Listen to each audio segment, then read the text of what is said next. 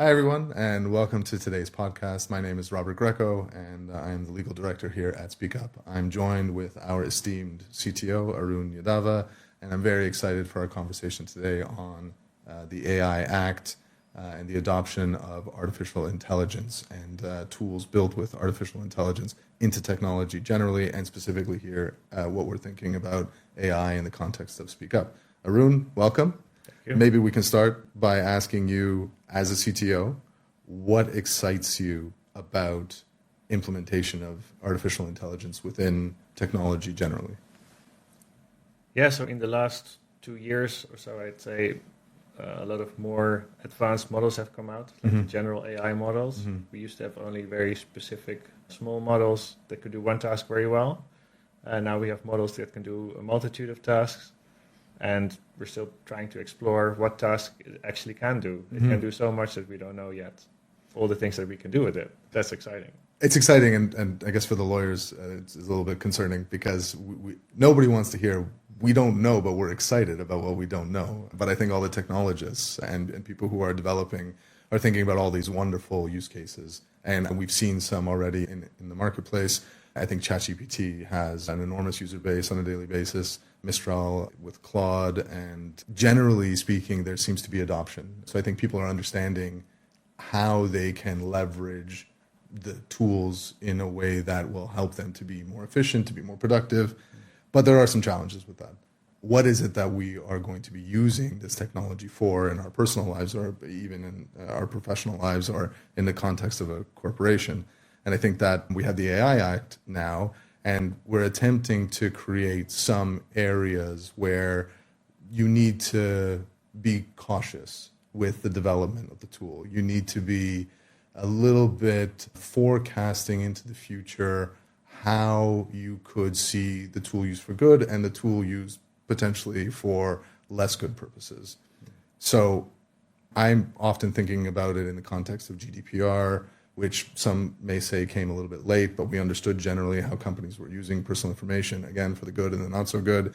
And then in the context of AI, we have a number of limitations. We have things that are prohibited. We have things that are considered high risk. We have things that are lower risk, which I think the vast majority of tools will probably fall into over time.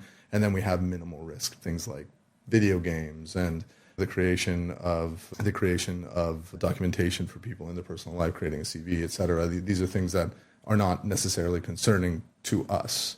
But we see OpenAI, we see large language models.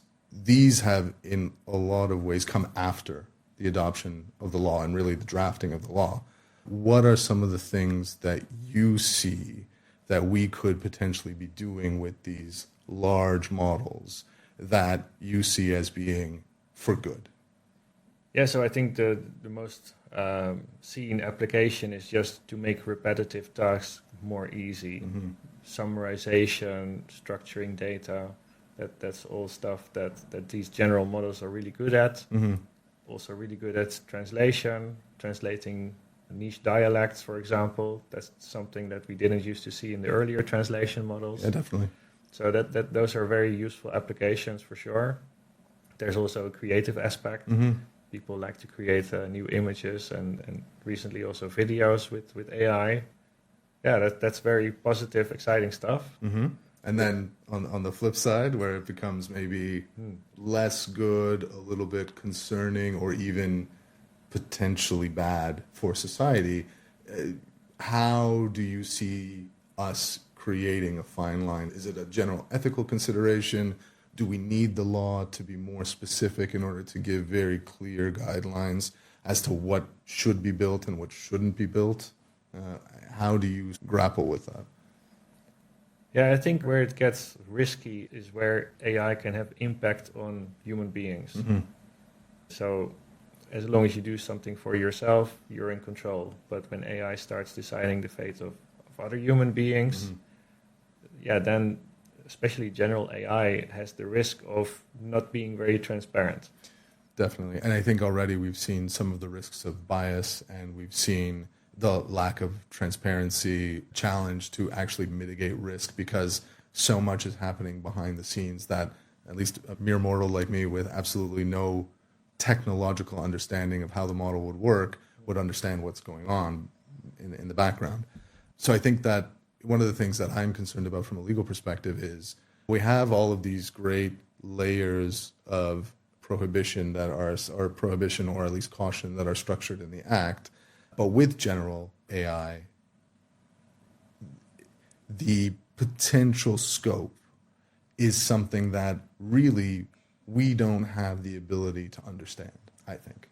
I think that the use cases for which we will see applications built have not fully been understood yet. So is that something to you that is exciting, or is that something to you that is sobering? Because to me, it's a little bit sobering, because it feels as though everything washes over you and you think, wow, I can't really see the future at all anymore. Yeah, so I think it's a mix of exciting and sobering. Mm-hmm. I think it's a normal evolution of technology. Mm-hmm. You find out certain new technologies, then you try to find applications, you test it a lot, and certain applications work and others don't. Sometimes just because the technology is not good enough, and other times because we figure out that the impact on human beings is too big.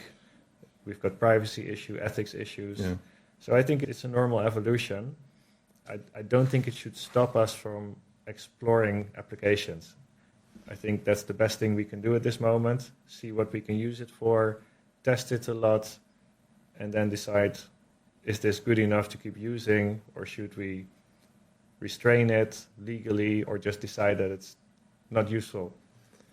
I think that's it's a really good point. I think it's balanced, and a balanced approach is always something that we should be striving for. I think generally in the creation of tools that many people are going to be relying on, but also in the creation of laws that will manage the use of these tools through fines or potentially even criminal action, depending on how it's being used. We're sitting here in Amsterdam, in the EU, and the law is applying to us, but the law will also apply much more broadly beyond our borders.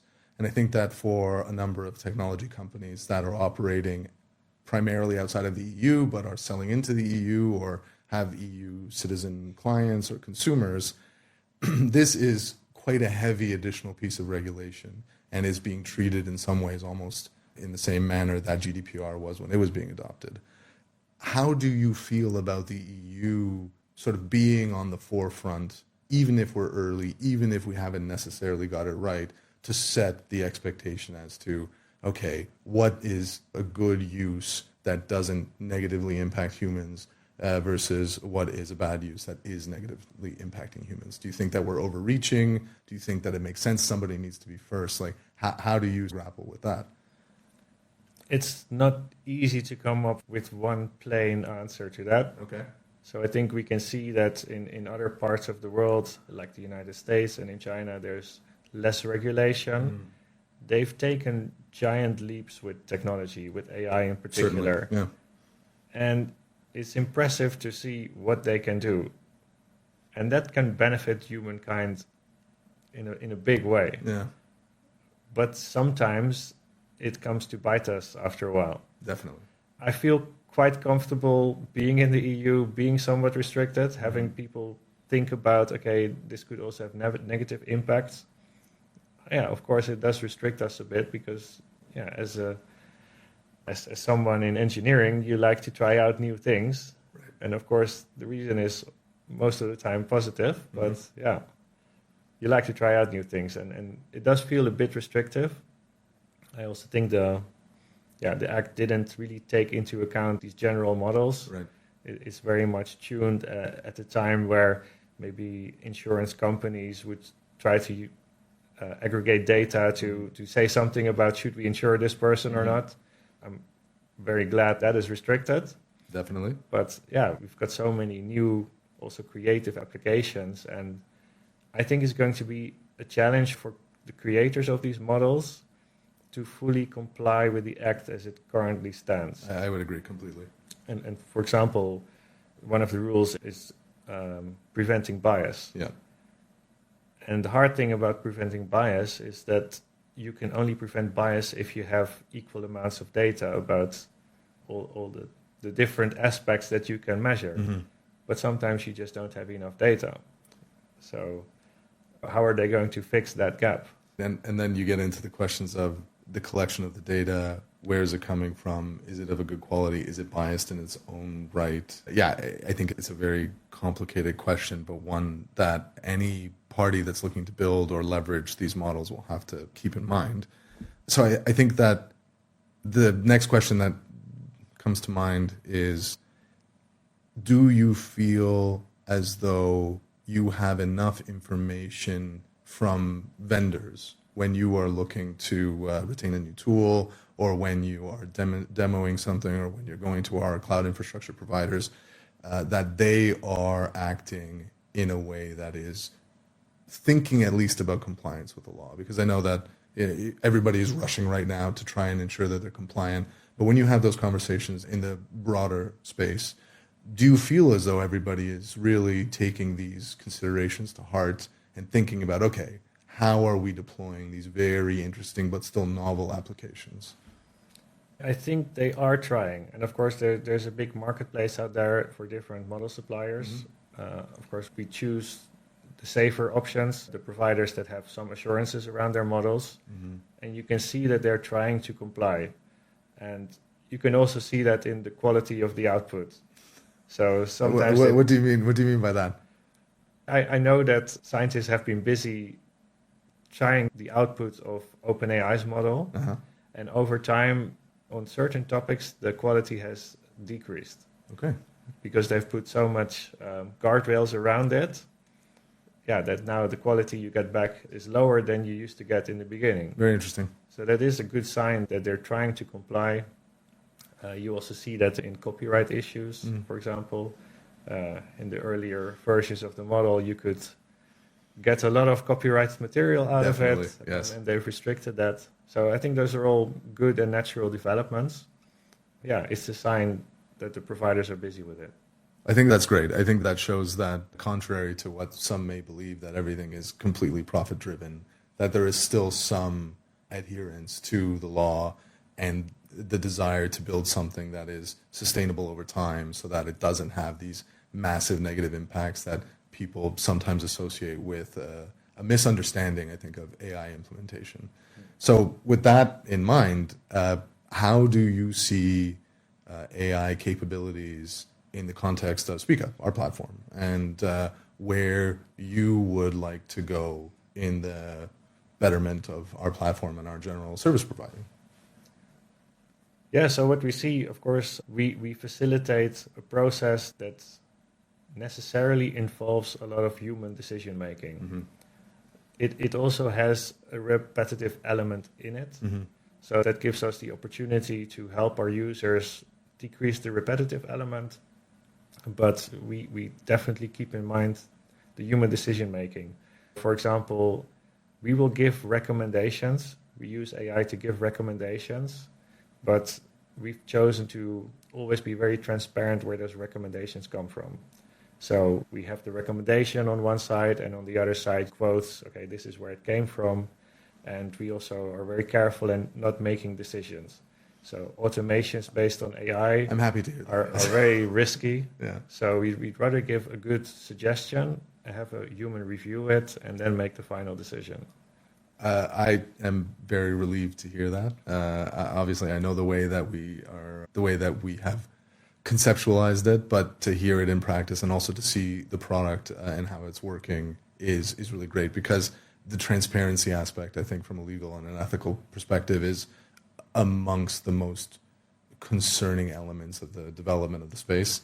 And as a company in the space that we're in, it's great to see that we are very much about transparency. It's one of the reasons that I'm really excited to be part of this team and to join Arun. And I think that's probably it for our conversation today, unless, Arun, you had any additional insightful points that you think are valuable to our listeners and our watchers. I think we're always busy trying out the latest technology.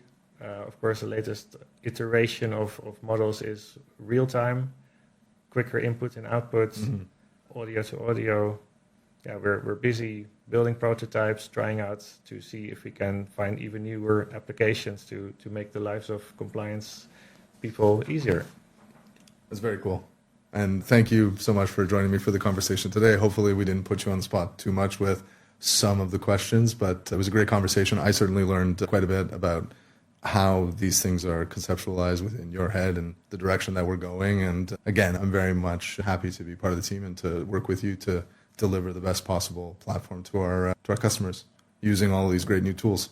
Thank you very much. If you would like to learn more about the platform or about the AI Act and AI compliance and what SpeakUp is doing in the space, please be sure to check out our resources at www.speakup.com. These podcasts are only the beginning of the content that we will be providing to our viewers and our followers. Thank you very much, and we'll see you again soon.